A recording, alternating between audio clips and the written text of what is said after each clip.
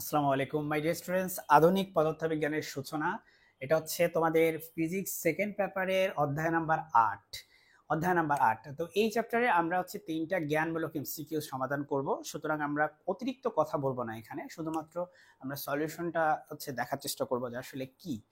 প্রথম প্রশ্নটা তোমরা দেখতে পাচ্ছ যে কোয়ান্টাম তত্ত্ব অনুসারে আলোক তড়িৎ ক্রিয়ায় একটি ফোটনের সাথে কয়টি ইলেকট্রনের সংঘর্ষ হয়। আমরা জানি যে আলো তড়িৎ ক্রিয়ার ক্ষেত্রে যেটা হয়, ধরো এখানে একটা মেটালিক একটা প্লেট আছে এবং এই প্লেট এখানে হচ্ছে ইলেকট্রন আছে বহিস্থ শক্তি স্তরে এবং তারা খুবই লুজলি বাউন্ড, তার মানে খুব হালকাভাবে তারা হচ্ছে অ্যাটাচড এই ধাতুর পাতের সাথে। ধরো এটা সোডিয়াম ধাতু, হ্যাঁ কথার কথা এটা হচ্ছে সোডিয়াম ধাতু।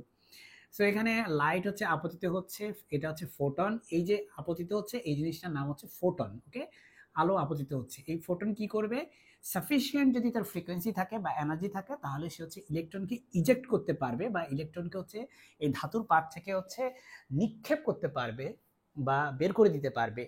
সো একটা ফোটন হচ্ছে কি করে, একটা ফোটন শুধুমাত্র একটা ইলেকট্রনের সাথে সংঘর্ষ হয়। এখানে এখানে মাথায় রাখতে হবে একটা ফোটনের সাথে একটা ইলেকট্রনের সংঘর্ষ হয়, সুতরাং উত্তর হবে এখানে হচ্ছে বি। ওকে, উত্তর হবে হচ্ছে প্রথমটার বি। পরের কোশ্চেনটা, এক্স রে উৎপাদনের ক্ষেত্রে ক্যাথোড পাথ হিসাবে নিচের কোন ধাতুটি ব্যবহৃত হয়। ডিয়ার স্টুডেন্টস, এক্স রে উৎপাদনের ক্ষেত্রে ক্যাথোড হিসাবে ব্যবহৃত হয় হচ্ছে পটাশিয়াম। এটা একটা জ্ঞানমূলক টাইপের প্রশ্ন, তুমি হচ্ছে এটা মাথায় রাখবা, মনস্থ রাখবা। এক্স রে উৎপাদনের ক্ষেত্রে ক্যাথোড পাথ হিসাবে আমরা যে ধাতুটা ইউজ করি সেটা হচ্ছে পটাশিয়াম ইউজ করি। ওকে, ইথারের অস্তিত্ব ভুল প্রমাণিত হয় নিচের কার পরীক্ষায়। ইথারের অস্তিত্ব, ইথার হচ্ছে এক ধরনের কাল্পনিক মাধ্যম কল্পনা করা হয়েছিল, যে ধারণা করা হয়েছিল যে এই মাধ্যমটা হচ্ছে পৃথিবী এবং লাইক মহাবিশ্বের সর্বত্র ছড়িয়ে আছে এবং এই মাধ্যমের মধ্য দিয়ে হচ্ছে আলো প্রবাহিত হয়, আলো হচ্ছে ট্রান্সমিট করে। সো আমরা দেখার চেষ্টা করেছিলাম যে ইথারের অস্তিত্ব আদৌ আছে কিনা, আদৌ আলো কি মানে হচ্ছে ইথারের মধ্য দিয়ে পাস করে কিনা।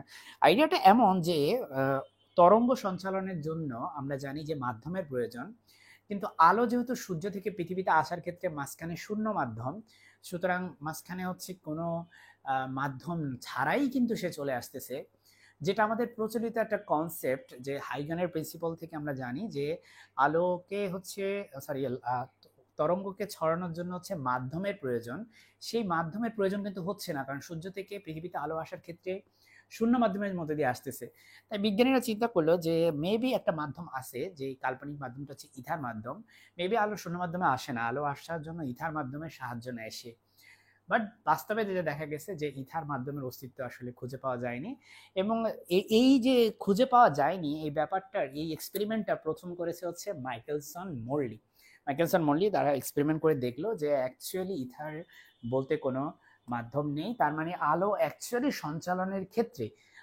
সঞ্চালনের ক্ষেত্রে আসলেই কোনো মাধ্যমের প্রয়োজন হয় না।